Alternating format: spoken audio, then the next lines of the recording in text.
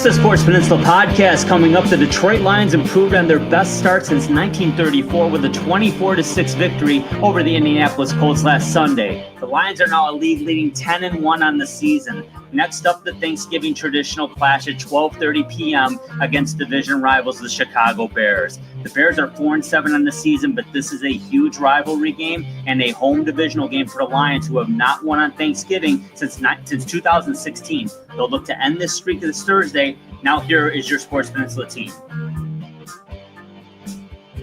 Welcome, everybody, to the Sports Peninsula podcast. My name is Dave Drzezinski-Drew, and we are recording on a Tuesday, the 26th, because the Detroit Lions will be playing once again in the Thanksgiving game against the Chicago Bears, as we mentioned in the intro. And to join me to talk about that and so much more is Coach Andy Shield of the Marine City Mariners. Coach, how you doing? Doing well, Drew. Doing well. It's the short week for the Lions. We'll get into things. Things keep marching right along. 10-1, which I think without dragging out too much, I'm not very surprised. I'm not surprised. I'm not. I mean, I am pleasantly surprised. In the, I guess is a figure of speech, but in a way, I'm not surprised at all that we're here. This is exciting, my friend. It's exciting stuff, but a short week. We're a little dinged up. We got some things to talk about, my friend. We got to talk about the roster that we're going to see here on Thursday, and then we don't get the 10-day turnaround. We are back to work 7 days later, Thursday night, once again, for another contest. So roster management is key these days, Drew. But happy Thanksgiving, my friend. Yeah, same to you, Coach. Same to you. Looking forward to this every year, of course. And, thankfully there's no blackout rule, and Ford Field's a little smaller in the Silverdome, so we don't miss Thanksgiving games anymore. Even if we're not there, we get to watch them on TV. But, before we jump into the Thanksgiving game itself, let's talk about last Sunday's game a couple days ago against the Colts. Coach, 24-6. Again, Lions 10-1 now, best record since 34, their first year in Detroit.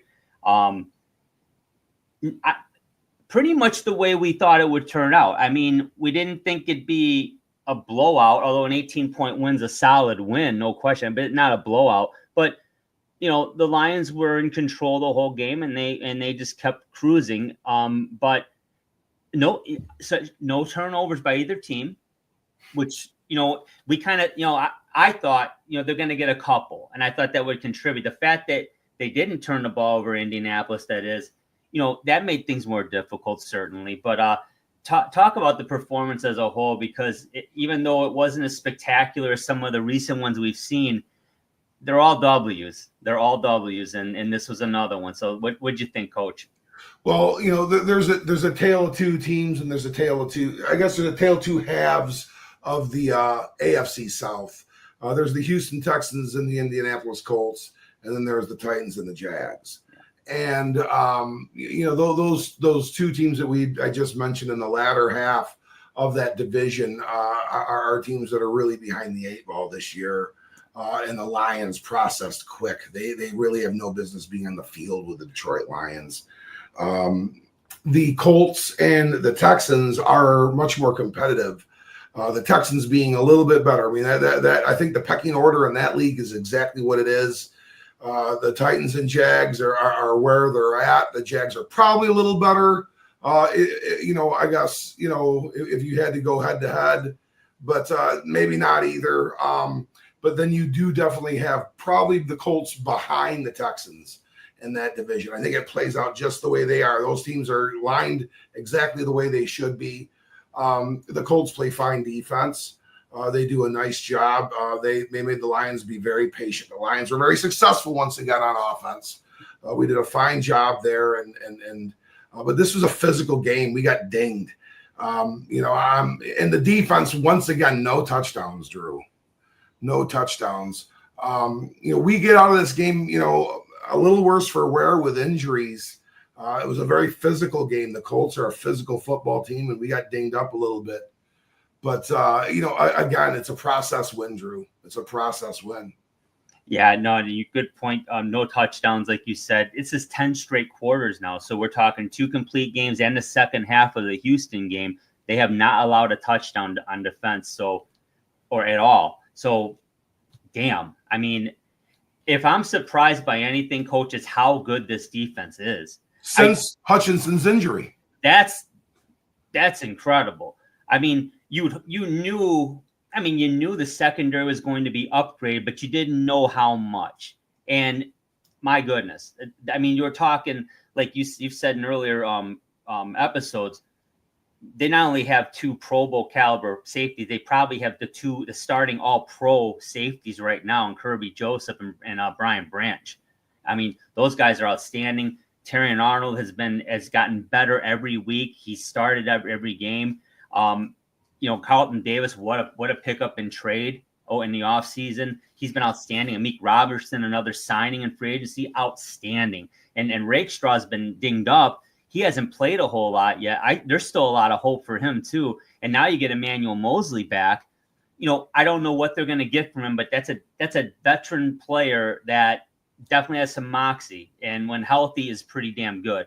So I love how they play. I'm shocked at how good they've been on defense in terms of they've dramatically improved. They really have. I mean, they were always good against the run, but now they're very good against the pass. And I've heard other media pundits say not only were their offense is one of the best in the league, if not the best, and now their defense is playing that level. How do you handle the Lions? So I guess that's my question to you is, I mean, if you're an opponent, Coach, we'll talk about how the Bears are going to do that, but just in general, how do you attack that offense? I mean, how do you even try to stop them? It's a fully constructed football team. I mean, there's, we got from having been, done this a little bit and been very, very lucky to be on some coaching staff with some really, really, really good football teams. That were, we were very good. I was very lucky to be on those staffs and those teams.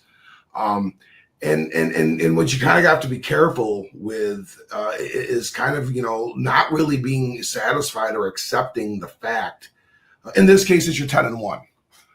In this case, it's you're just pounding opponents. Yeah. In this case, it's you haven't given up a touchdown in 2.5 games. Whatever the case may be, you just have to keep what's out, keep processing with what's out in front of you, and doing what you do, and being patient at times, because sometimes it may be more difficult than others, and there may be more adverse circumstances. So you've mentioned some guys that we need to see step up. Carlton Davis, in my mind's eye, is the unsung hero of this defense. He has been fantastic. He has been, we have those 2 all-pro safeties, and they're going to be all pros this year. But we have a rookie corner out there and another rookie corner that struggled on getting out there. And we have a couple of guys that are a bit kind of, roster seekers in Vildor and Dorsey. And then, we had the oft injured Emmanuel Mosley. Carlton Davis has been an anchor corner. Amik Roberts has been great in the slot. Mm-hmm. He's been great in the slot. When we move Branch full to safety, he's taken that role on. And he's had a couple of bites here and there, but he's also made his fair share of plays. He's been rock steady. As mentioned, Terrion Arnold's had to cut his teeth a little bit. It's not easy. He had to find out the hard way. He's a rookie starting here in corner. Signs are really, really looking right. This is not Jeff Okudah 2.0. No. This is a guy that is starting to show some signs of improvement. But up front, I want to really kind of three guys in particular, and then also Zadarius Smith and what he brought to the table a little bit on Sunday as well. But I have not been easy. Just because I guess I'm understand how cutthroat competitive this is. Yeah. And I've been long concerned with the health and productivity of Josh Paschal, and he was outstanding against the Colts. He was a bona fide edge setter. in that run game, and he also in framing and keeping Anthony Richardson inside that defense, and not being able to do anything really that spectacular at all, other than look like John McEnroe out there, and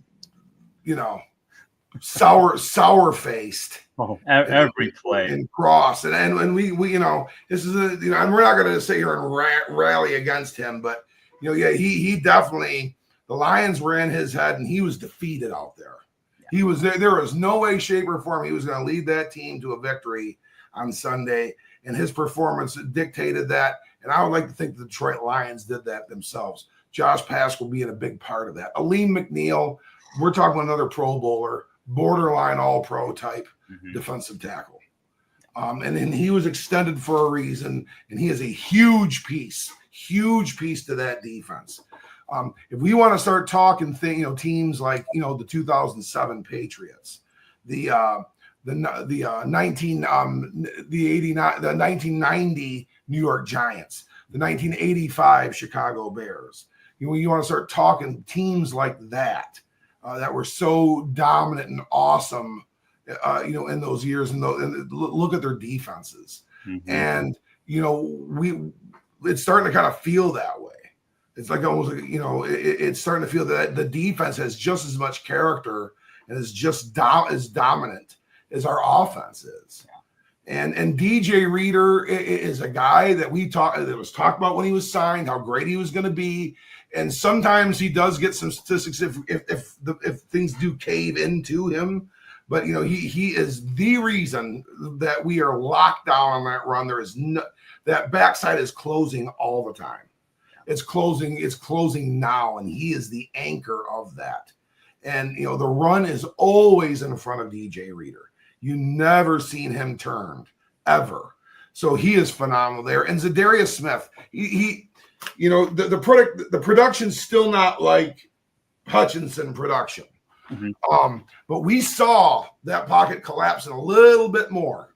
We saw a few more errant passes be thrown for incompletions, which is a fantastic thing for a defense. And incompletions just as good as anything a defense can really do.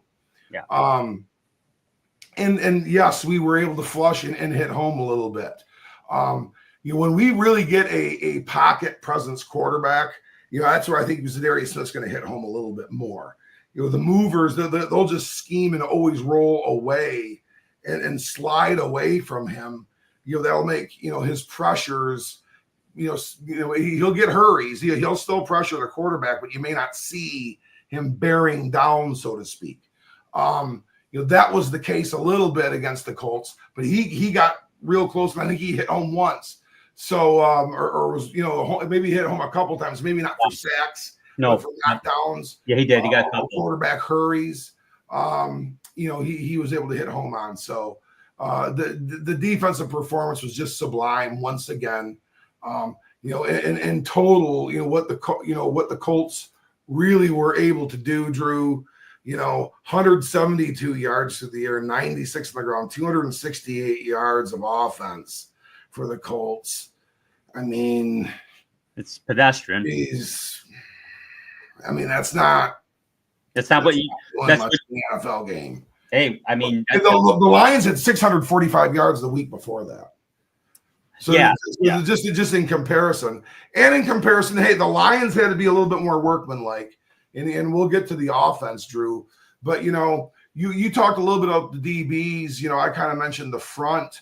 And I didn't, and I'm not, and there's some other players too that are really contributing, well out there. But, talk about what you saw with the linebacking core, especially we got our first little taste of David Long Jr., didn't we? We talked about him last week.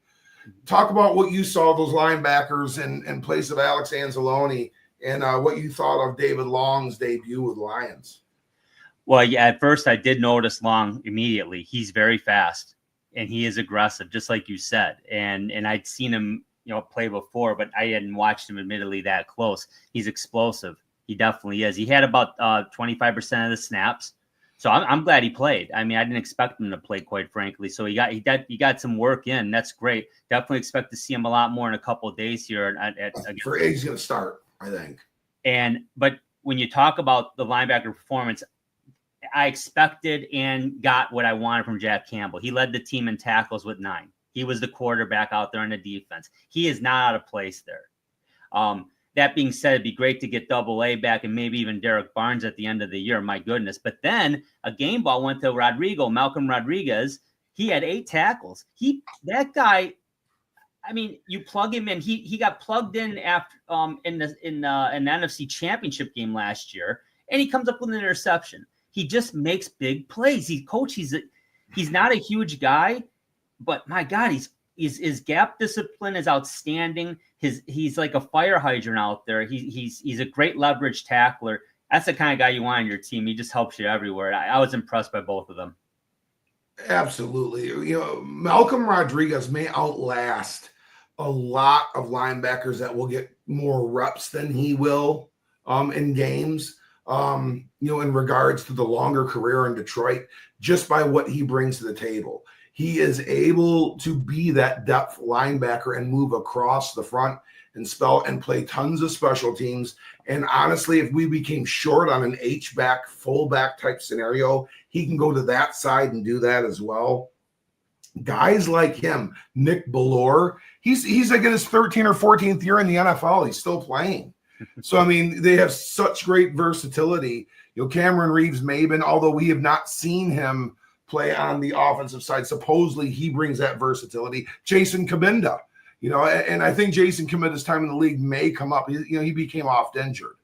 But, Malcolm Rodriguez, Drew, is a guy I would almost hope if his body can hold up. He is not the biggest guy in the world, but if his body can hold up, he could be here 8-9 years in his role. And always in that role. He could outlast like a Campbell almost, in some ways. Yeah. The emergence of Jack Campbell is so good. And it's going to allow us to because I mean, we really, Maben has been hurt. We do not have Derek Barnes. We no longer have James Houston as of today. The November the 26th. Yes. We were recording this on Tuesday the 26th. So no more James Houston with the Lions. He may clear waivers. He could get back on the Dove squad, but we'll see. What I guess our point is David Long. That's showing us what we're going to get out of David Long, which is a lot of snaps. He's going to be out there a significant amount of time. We have Ben Niemann. Ben Niemann's a veteran presence and a guy that's very similar to a Malcolm Rodriguez. Very similar player to Rodrigo. And that's also supporting in that role. But when Anzalone comes back with Jack Campbell's emergence, our depth at linebacker, we can just keep bringing these big, tall, rangy, weak side kind of roving inside outside linebacker types. Yeah. Because really it's a 4-2. And if you ever wanted to like offset a guy and kind of have one be more like a wide 9 type, you could like make that inside corner look like a third linebacker, so to speak. And there's even ways you can roll it up and it could look like a 4-4 or or 3-4 type of defense as well. All sorts of different ways you can shade and move and adjust your alignments. Those no matter what, it's not a middle linebacker. It's 2 inside backers. Yeah. So you can have a kind of that inside backer can also kind of be outside backer sized. You need a rangy player, but yet someone that's physical enough to play on the run. Jack Campbell he's looking more and more comfortable. He is the real deal, and just a much younger body than Alex Anzalone, who's really, I mean, the type of career. And I think Alex Anzalone's got the remainder of his contract left. Mm-hmm. And he was extended too. So there's a couple of years left with Alex Anzalone, and he's going to wind up being here 5, 6, 7 years, and have one heck of a career tacked on of his time with the Saints. Yeah. So we're talking about a great veteran football player in Alex Anzalone. He's one of those guys. He's probably not a Canton player, but an era-specific player, an era household name, and a veteran presence that Lions defense and somewhat embodies. I know he's kind of in some ways the face of it at times, all right alongside like Aiden Hutchinson and now Brian Branch and Kirby Joseph. Yep. Yeah, you're spot on, Coach. And before we jump into the Thanksgiving, I want to talk a little bit more about this defense for the Lions in this Colts game. We got to talk about the offense too, Drew. We do, but I wanted to touch on something because I saw a play, and actually it might have been Brian Baldinger who highlighted it, but there was it was a red zone play where they were able to force Richardson to throw it away, and I think they had to settle for their second field goal.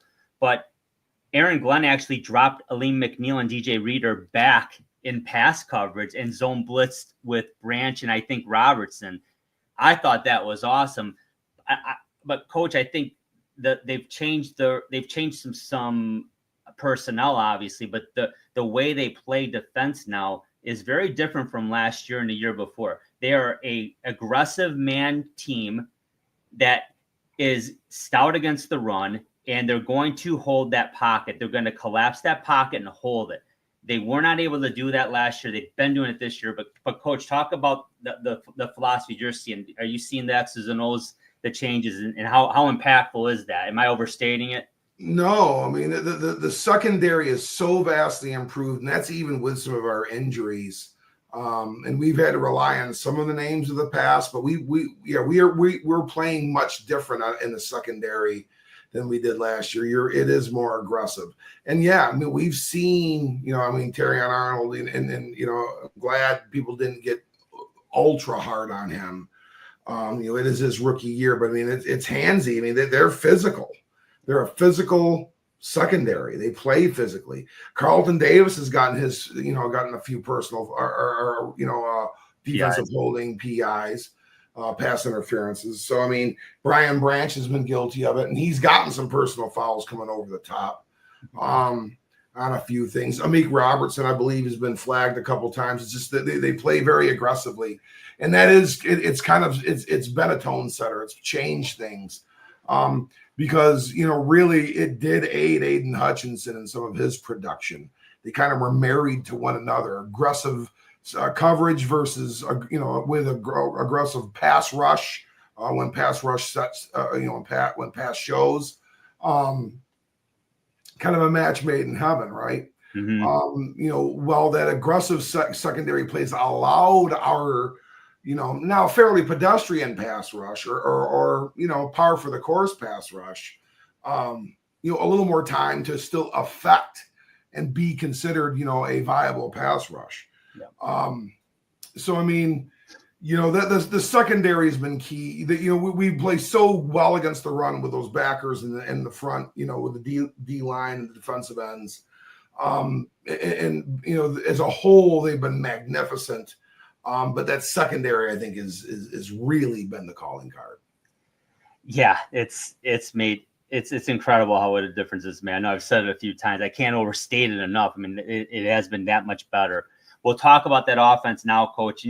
Jared Goff was very solid in this football game. He's 26 of 36 for 269.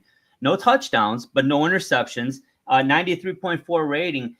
I mean, the Colts had him under duress, and we talked about that in our preview. We said, look out, that front four of Indy is tough, and they got to him. I was Zaire Franklin, Cross, and EJ Speed it was Latu, Buckner, and Franklin all got a sack. So he was sacked 3 times. That's a damn good offensive line. So that front four was no joke by the Colts. And yet Gibbs was still able to get 90 yards rushing. Montgomery had 37, although he went down with a shoulder and probably could have came back in, but thankfully he didn't because I think he's going to be good to go on Thursday. But Jahmyr Gibbs did his thing. He got 2 touchdowns. The offense rolled through the run game, which rolls through that O-line. And, I mean, gosh, Coach, Taylor Decker went down, and thankfully he was able to come back in that game. He got rolled up on.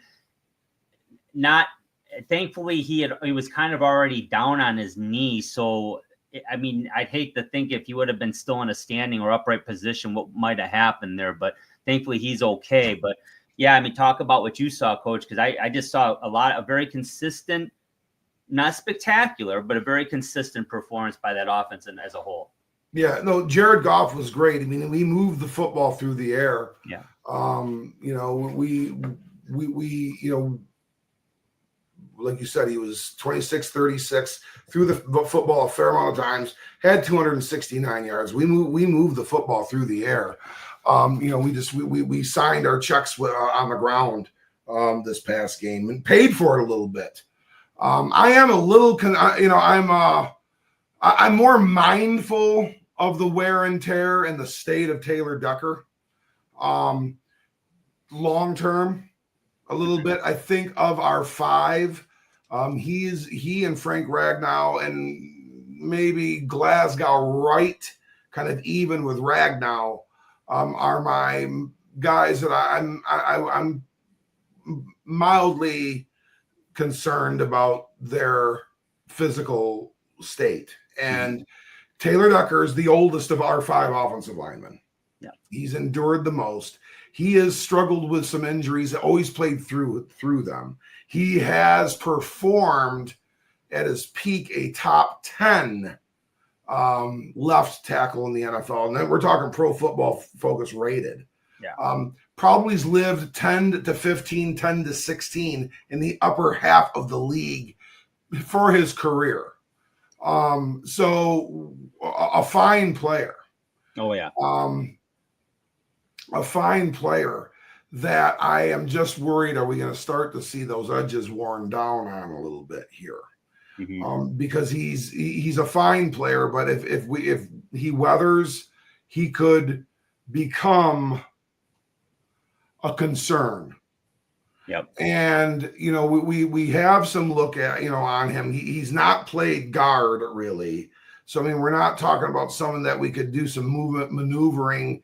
And if Zeitler was not to come back, move him inside, and then we have to figure, on an offensive attack and move Sewell and do some retooling our offensive line that way. I don't know what if that could ever be in the cards, but long term, it's time to start, being mindful of Taylor Decker, because some of these pressures are not just solely on him. And we saw Penny Sewell get burned. Mm-hmm. So I mean, we're not pointing fingers at Taylor Decker being an issue necessarily, because he's not. But yes, I mean it's almost good to see Jared Goff perform the way he did with some pressure, because he's a guy that's going to have to hold that football and let it rip a little later sometimes. That's just going to be the nature of his game. And when he flushes, they were if I think they had something to do again, they'd probably be a little bit more urgent in rushing him, because they were able to flush Jared Goff and he was able to run for some first downs. Yeah. And or for at least 5, 6, 7 yards, which I mean, not often. He's not intending to do that. So kudos to him. He was real good. But Drew, I mean, we let's face it. I mean, we 137 yards on the ground. Gibbs had 90. Montgomery had 37, and like you said, he had come off the field a little bit, and I think they restricted him. And I was growing concerned because we're starting to put some serious miles on Jahmyr Gibbs. So we buttered our bread, with the ground and pound game still. Yeah. Hey, that's going to be our signature. In the receiving game, what did you like, Drew? And as far as receivers, what did you see? Amon-Ra once again shined, but what else did you see that you were really, really keen on? So yeah, Amon-Ra was as advertised. I mean, he had 6 catches for 62 yards. J-Mo had 5 catches for 64, which was nice. You expect St. Brown to get anywhere from 6 to 10 catches. Yeah, and I mean, probably a little more production than that, but nonetheless, it was good. But the guy that stood out to me was Tim Patrick. Tim Patrick had a game. He had 4 catches for 55 yards, but they were very important catches, much like Josh Reynolds used to deliver last year. They were timely catches. I can remember the first half of the season, it was like every catch Reynolds made was either for a first down or a touchdown. I mean, Tim Patrick had a game, and he's a hell of a blocker downfield. I love this team, how bought in everybody is. There's not one diva on this team. There's not any guy on this team you look at and say, yeah, they're not really getting their hands dirty. They're not putting their head in it. No, every player on this team is bought in and committed. You can see it. The eye test tells you that. I don't care what level of football you're on. You can see nobody's afraid to do the dirty work on this team. It's how you win football games, how you win championships. You win a football game on skill, but you can't win a championship on that alone. You know that. But yeah, I was really impressed with the continued commitment to blocking downfield, and then the emergence of not the emergence, but really Tim Patrick stepped up when needed, because Khalif Raymond went down, and that's something I want to ask you about, Coach, because St. Brown went back and took punt returns after Khalif Raymond went down, and Coach Campbell was talking about he was joking. He's like, yeah, you know what? I made my mind up. He's going to be the guy. He almost got his head ripped off on one of those. I don't like that. I'm sorry. In the modern game right now, the way the NFL is playing, a punt return or a kick return is almost null and void. Almost. Punt returns, yeah, you got to have sure hands out there. But I'll be honest with you, I'd really rather see somebody else out there in St. Brown right now. What are your thoughts? Great point, Drew. Great point. And that just goes to show you every role is so important. Khalif Raymond's role was vital on this team. You know, he was that fourth, fifth receiver. You know, that's just kind of where he is in the pecking order. And you know, and he contributes in that area. He makes plays. You know, he has a chunk, you know, of chunk plays every year, you know, through the air or in the reverse game or whatever the case may be. But a very versatile special teamer, came to us from Tennessee that way. You know, where and again, he's another glue guy. I know he's a weight room warrior. He's real popular among that part of the staff, and I know the team is, you know, he's impressive in that area, which you know commands a lot of respect. So I mean, you know, he's a big piece, and yeah, you're right. We don't need Amon-Ra getting more miles on him that way. So I mean, we're going to have to do some things. I don't know what the answer is going to be there. They seem to think that they have that answer. Yeah, I'm not sure. I mean, you know, Isaiah Williams is now a Cincinnati Bengal. So I mean, we do not have his services. That would have likely felt like the guy. Mm-hmm. But I'm not sure what they intend to do, if they're going to sign Donovan Peoples from the practice squad and have him do it, because he's certainly capable. You know, Allen Robinson at this stage, no, I don't think that would be something that he would do. JMO, no, we haven't been. We might as well go with Amon-Ra then, if that's going to be the case. And if we're going to do it, I mean, I wouldn't think this would be a long-term thing.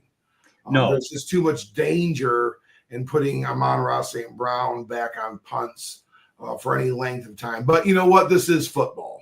And, you know, football players play football. And then I know that sounds like a stupid, like, yeah, Captain Obvious statement.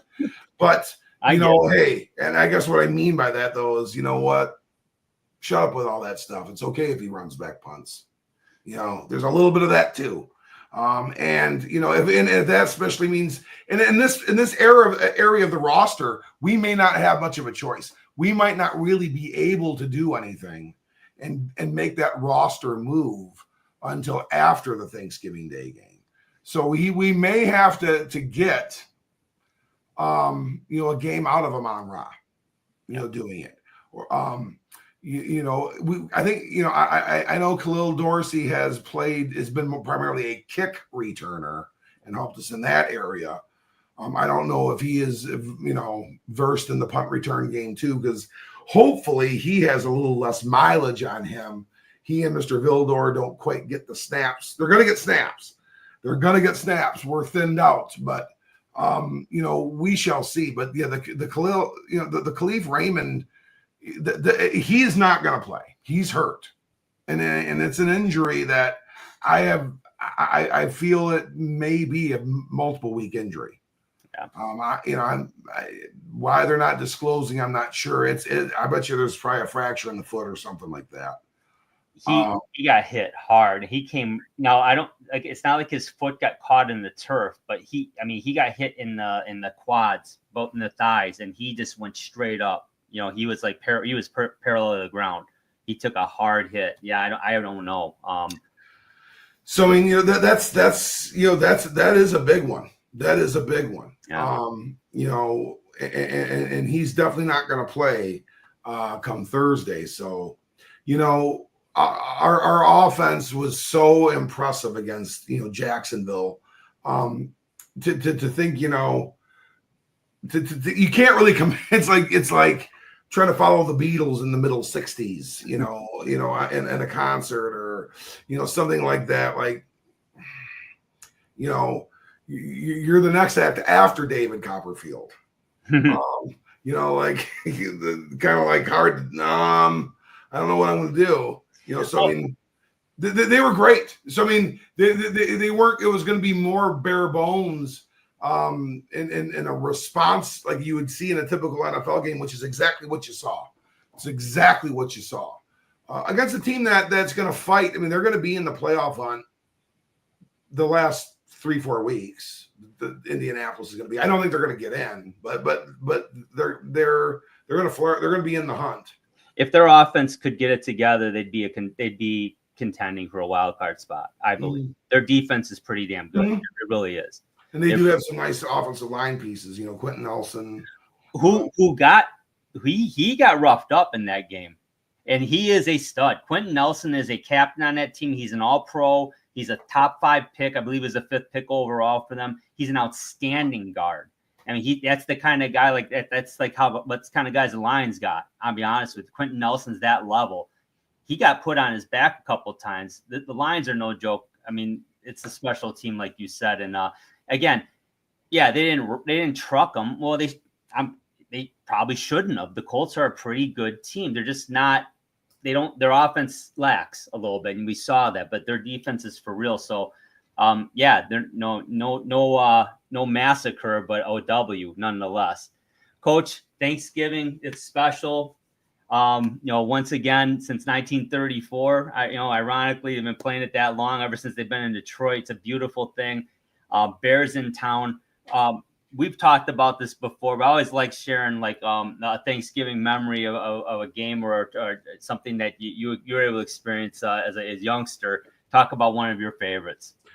Well, the first time I saw the Chicago Bears was in the year 1985. I got to see them in that vaunted game where Joe Ferguson just about left this earth. Yeah. And the 85 Bears and the 46 defense just came in and devoured us. It was something I got to see the fridge. I mean, it was a dominant performance by the Bears. That's the first encounter I ever had with the Chicago Bears. And seeing them in their heyday, in their finest year of their franchise. Then a couple times, throughout, in the Silverdome before we, moved over into Ford Field, and many, many times at Ford Field, especially in the doldrums era, where the place would fill up with Chicago fans. Mm-hmm. And it was, I didn't. There was a couple times I maybe didn't really enjoy it too much, just because there were assholes about, and they were purposeful, and kind of antagonistic, and we were losers. It just kind of felt that way, and it's just like, and and that's my mind's eye of the Chicago Bears. I guess of our divisional rivals, they are ahead of the Packers for me. I enjoy seeing the Chicago Bears lose to the Detroit Lions more than I think I like to see anything. I like to see the Lions beat the Packers. Don't get me wrong. I mean, that's a wonderful, wonderful thing. Enjoy it wholeheartedly, especially going into Lambeau and doing it. Minnesota the same way. But you know what? We've tasted a lot of victory against the Vikings, even though they've been to more Super Bowls than we have, and have been historically, at least the last 50 years more successful, we've tasted a lot of victory against the Vikings. The Bears seem to have caused us problems in the past. Mm-hmm. The Calvin Johnson catch. We've had years. The more Marty Mornhinweg. Deferring in the friggin' overtime. Some other games that got away from us there, or against this team. Hell, last year it took us a miraculous comeback to defeat them in Detroit. So I mean, go so well in Chicago either. So yeah. So I mean, I do enjoy seeing the Lions beat the Bears. I am not a Chicago Bears fan, in the very least, or if that's not a team I'm going to root for ever. So it's fine time to come in here. But I mean, I also am a little concerned because we are on our heels a little bit physically. So I mean, again, it's a test of the roster depth and the roster solvency. Who can respond once again? I am not expecting Taylor Decker to play. I am not. Okay. I'm expecting that he will be out. I mean, you look at ankle and knee. Come on, let's get him healthy. Let's not put him through this gamut. Let's let him come back against on the following Thursday, which is Green Bay, which is going to be a game with Rashawn Gary and some other defensive concerns. Not that Chicago's weak and they're going to bring somebody too, but I think he's going to get Dan Skipper rolling in this one, and going that way. Carlton Davis, I'm once again thinking he may sit. We may have. I mean, we are playing so many games in the next 14 days. After that, 3 games within 14 days. That's a lot. So I mean, we got to be careful with that. Raymond, we know, is going to be out. Arnold is going to be back. And then we, know the whole cast and crew that are going to be out here. But Drew, we have to be prepared to play Chicago with a couple pieces not in there. If we had to do that, who has to play in order for the Detroit Lions to be successful? And who do you see not playing and us being able to move forward with? Well, yeah, great questions. We know who's probably out. They can ill afford to have both Davis and Arnold out. So if Davis is out, I mean, Terry and Arnold's got to play and it is what it is. He's been a full participant at practice, so I think signs are pointing that he is definitely going to play, and that's good. That's Terry and Arnold. That is. And that's good because Kendall Vildor had a 29.3 Pro Football Focus ranking. And I don't even know the analytics behind those rankings, Coach. I know what the eye test told me. Yeah, the Colts didn't run roughshod over the Lions. They didn't even score a touchdown, Drew. What the hell is your problem? I don't have a problem. I just know that when the Colts were able to move the ball, 29 was victimized on every pass, nearly every pass. And it wasn't just one receiver. It was Pittman. It was Downs. It was son of a bitch. Who was the other guy? Alec Pierce from the Cincinnati Rollins. They all were able to make plays against Vildor. Not against Davis and not against Robertson, but against Vildor. And even Jonathan Vilma, who I swore was trying to create drama all game long in the booth. Not that he's being anti-Lion, but I think he was just trying to create drama, which wasn't there. But he was saying they're picking on him. And it was obvious they were. You could see that. So one of those guys got to play. And then Brian Branch is obviously critical. I mean, it's just, and they're so deep at linebacker. You can say, well, they still got Campbell and Rodrigo. They have Anzalone, Barnes, and Jalen Reeves-Maben all out. So can't afford another injury on the second level at linebacker at all. Defensive line, we already know about that. Both starting ends are out. They pick up Zadarius Smith. Aleem McNeil is right now, and you mentioned it earlier, he's playing top of his game, so he's got to be effective.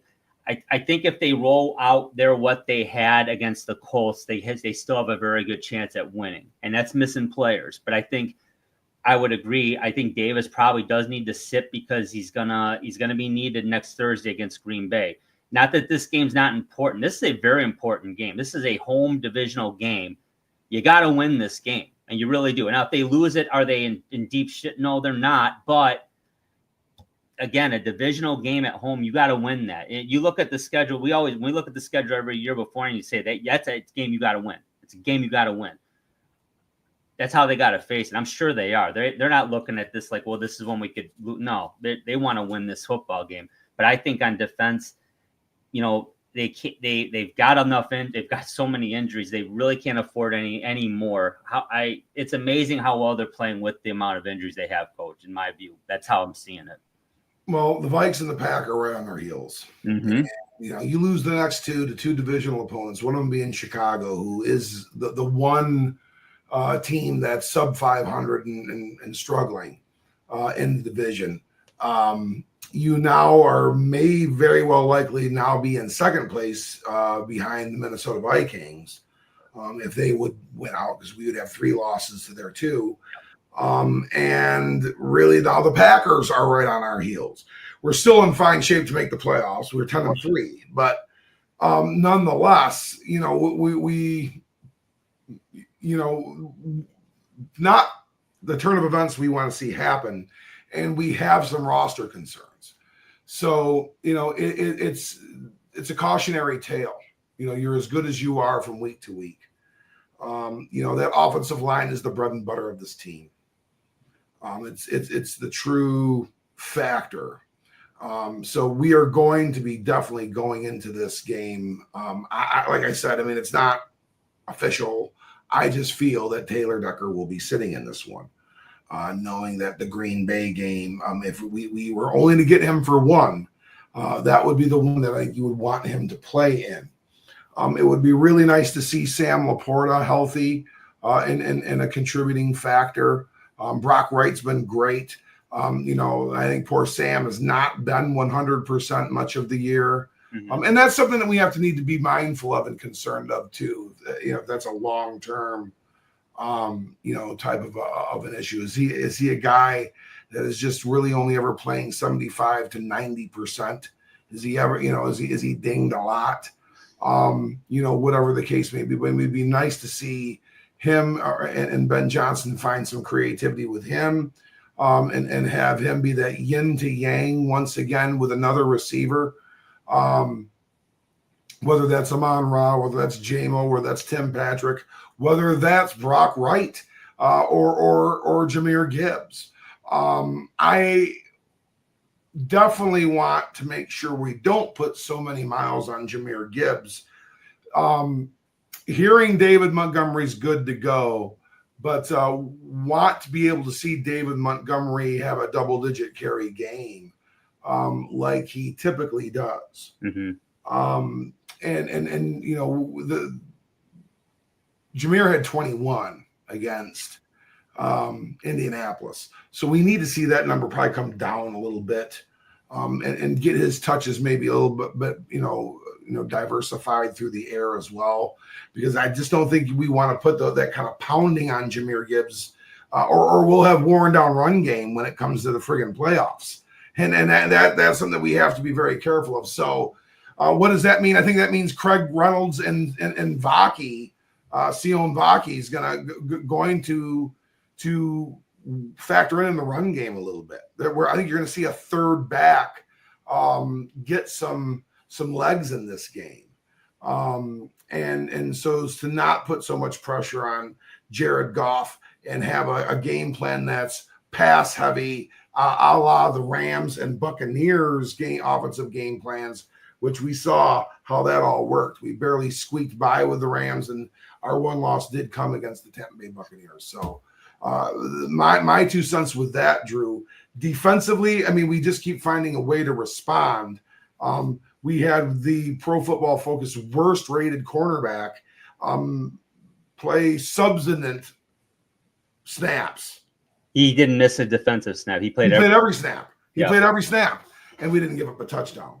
So I do feel, and that place is going to be crazy loud. Chicago has struggled on offense this year. They'll go through periods of time where they aren't doing anything. So, once again, there's a good chance that we will see that. And we're good chance we're going to see a little lightning in a bottle, too, because Caleb Williams can be electric, and they have some players out there. So to say that the Bears aren't going to make some plays, DeAndre Swift's coming back. He's fast. You've got guys like Rome Odunze and some threats. So, Drew, Chicago's offense, what do you see as the factor that's going to make them go, or the factor that's going to say no? Well, they're balanced. And I think, to your point, they've been inconsistent. This team hasn't been blown out, nor have they blown anybody out, really. I mean, they've won the games they should win. They probably lost a couple. Last week, they lost in overtime to Minnesota 30-27 at home. Should have won that game. Minnesota's a very good team, but they're also living a charmed life. But so it goes to show you that Chicago, they're a good team. I mean, hell, they rocked. I mean, they shook up Minnesota. That's an 8-2 football team, but they still lost. But DeAndre Swift, we know him. He's got 665 yards and 5 touchdowns this year. Am I afraid of DeAndre Swift as a Detroit Lion fan with this defense? I respect him, certainly. I'm not afraid of him. Now, I am concerned about that receiving core. DJ Moore, Rome Odunze, and you got Cole Kmet at tight end. You got Keenan Allen. Keenan Allen's only got 33 catches for 368 yards. Now, he's been targeted almost 70 times, Coach. So he's probably getting a little long a tooth. That, and you also got to question Caleb Williams' accuracy. Now, he's had a solid season, 11 touchdowns, 5 interceptions, but not tearing it up. I think he's at just about 2,300 yards passing. But again, the defense has yielded just as much. On paper, they're very much like the Colts. They've got a nice front four. Montez Sweat leading that charge there. He's got 4.5 sacks. Their linebackers, Tremaine Edmonds, TJ Edwards, they're very good football players. They're among the leaders on their team in tackles. But offensively, their passing game is a concern. To have 3 receivers and a tight end of that caliber with the injuries the Lions have at corner, you mentioned. I think you mentioned earlier. We definitely talked about it off air. Emmanuel Mosley. He's healthy, he's dressed. Maybe he can contribute in this game. I don't know, but they're going to need all hands on deck for that team, for that receiving core. The key will be playing Caleb Williams like they played Kyler Murray, like they played most of the running quarterbacks this year. Bull rushing, but keeping that pocket contained. Make him beat you in the air. Don't let him beat you on his feet. He's got 333 yards rushing. Now they did a hell of a job against Anthony Richardson, who was an absolute load. They rarely were able to crack through to the second level on any, and that's with Jonathan Taylor only had 30-some yards rushing last week. So, underused. Yeah, and I think if the Lions are able to do this coming Thursday on Thanksgiving, what they did to the Colts, that's going to be the recipe right there. A quarterback with a very similar skill set, a little younger. He's the first overall pick this season. This is his rookie year, like you mentioned. He's gone through the ups and downs. Now we've seen Daniels in Washington, and we've seen even May in New England, and then Bo Nix, who I'm pleasantly surprised. He's playing very well. He's playing really well. Caleb Williams, though, is a concern. I mean, like I said, he's been pretty responsible with the football, not terribly accurate throwing, but I don't think he's a liability. He certainly hasn't been the impactful player that they had hoped he'd be this year. And they're certainly hoping that in a couple of seasons, they won't be thinking about they should have drafted Jaden Daniels. They don't want to be thinking that. As a Lions fan, I could care less. I hope they're thinking that. I hope that's what happens. But I'm just being realistic, though. They have a nice receiving core. They're going to have to be careful with that team, Coach. They got to be very disciplined on defense, but aggressive suit. Don't come to keep dancing with the girl you came to dance with, man. They have a recipe for success on defense right now. Don't screw around with it. Your thoughts? Yeah, I think, what we really need to do is, we got to keep them framed. There are times this year, and I think it was, with my group, where we maybe didn't do the greatest job of keeping our shoulders square and keeping things framed that we've done in the past in some of our past defensive efforts. And I think statistically it showed at times, through some chunking plays and some big plays and maybe some big plays through the air. And, we need to make sure that we are making quarterbacks throw on our terms. And we need to be able to do that with Caleb Williams. That he needs to be boxed and yet still pressured and rushed too. Yeah. So that, we're creating off schedule throws. And he's not, getting it to Moore when he wants to get it to Moore. He's not finding Odunze when he just broke a route. He's not able to get it underneath to Komet or vertically to Komet because he split some coverage, or he's poor throw that stops DeAndre behind the line of scrimmage, so it gives us a step to shut him down for a no gain instead of a 5 or 6, 7, 8 yard gain. Yeah. That kind of a thing. And that's what I expect the Lions to do against Caleb Williams. Again, I don't think we're going to come home and hit home a bunch of times. If we were to do that, we'd be blitzing at first. And you know what? Hey, we may have to generate some through movement. We may have to generate some things through movement.